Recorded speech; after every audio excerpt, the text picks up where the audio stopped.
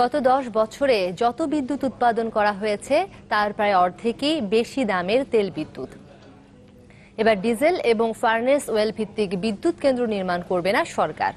বিদ্যুৎ প্রতিমন্ত্রী নসরুল হামিদ বলেছেন, এই বছরের মধ্যেই অন্তত একটি কয়লা ভিত্তিক বড় বিদ্যুৎ কেন্দ্র উৎপাদনে আসবে।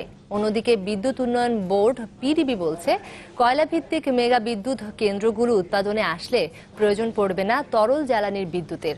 আরিফুল সাজ্জাদের রিপোর্ট। গত 10 বছরে ছোট ছোট 108টি বিদ্যুৎ কেন্দ্র নির্মাণ করেছে সরকার, যেগুলোর মোট উৎপাদন ক্ষমতা প্রায় 12,500 মেগাওয়াট। এর মধ্যে বেশি দামে ডিজেল ও ফার্নেস তেল পুড়িয়ে উৎপাদন হয়েছে প্রায় 6,000 মেগাওয়াট। গ্যাসে যেখানে সর্বোচ্চ 4.5 টাকা প্রতি ইউনিটের দাম হলেও তেলে গড়ে দাম 13 টাকার মতো। যদিও এই উচ্চ মূল্যের বিদ্যুৎ উৎপাদন আর বাড়াতে চায় না সরকার, সেক্ষেত্রে তাদের চোখ এখন কয়লা বিদ্যুতে। বিদ্যুৎ প্রতিমন্ত্রী বলছেন, কয়লা ভিত্তিক বড় কেন্দ্রগুলো যেন সময় মেনে উৎপাদনে আসতে পারে, সেদিকে এখন তাদের নজর।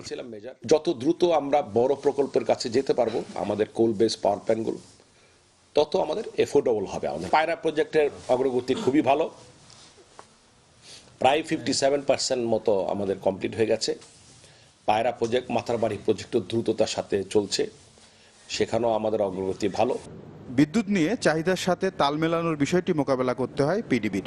এবছর সর্বোচ্চ চাহিদা হতে পারে 15,000 মেগাওয়াট, সেখানে উৎপাদন ক্ষমতা প্রায় 22,000 মেগাওয়াট। মোটামুটি আমরা প্রিপেয়ার্ড। পিডিবি মনে করে, চাহিদা পূরণ হওয়ায় এখন তেল থেকে বেরিয়ে আসবে তারা। নতুন কোনো প্ল্যান্টের কোনো চিন্তা ভাবনা এই মুহূর্তে নাই। যে প্ল্যান্টগুলো আমাদের এক্সিস্টিং আছে আপনার, সেগুলো থেকে আমরা এই বিদ্যুৎ দিতে পারবো। এই মুহূর্তে কোনো প্রপোজাল আমাদের কাছে নেই। আমরা যেটা অ্যাওয়ার্ড করে ফেলেছি ওইটাও প্রায় কাজ শেষ পর্যায়ে। ওই বিদ্যুৎ কেন্দ্র থেকে আমরা বিদ্যুৎ দিতে পারবো। 2010-11 সালে প্রথমে 2 বছর মেয়াদে তেলভিত্তিক বিদ্যুৎ কেন্দ্র নির্মাণের অনুমতি দেয় সরকার। তবে বিদ্যুৎ ও জ্বালানির দ্রুত সরবরাহ আইনের আলোকে এইসব কেন্দ্রের মেয়াদ বাড়ানো হয়েছে 2021 সাল পর্যন্ত, এবং পর্যায়ক্রমে সেগুলোকে কমিয়ে আনা হবে। তেলের যে প্ল্যানগুলো আমরা করেছি, এটা যদি টেনিউর শেষ হয়ে যায়, ওইটা আমরা এক্সটেনশন করছি না এখন। আপনি যদি আমাদের মাস্টার প্ল্যানের দিকে তাকান, পর্যায়ক্রমে সেটা আপনার 3-4% নেমে আসবে আপনার। 2021 সালের মধ্যে উৎপাদনে আসার কথা রয়েছে 1320 মেগাওয়াট ক্ষমতার কয়লা ভিত্তিক রামপাল বিদ্যুৎ কেন্দ্রটিও।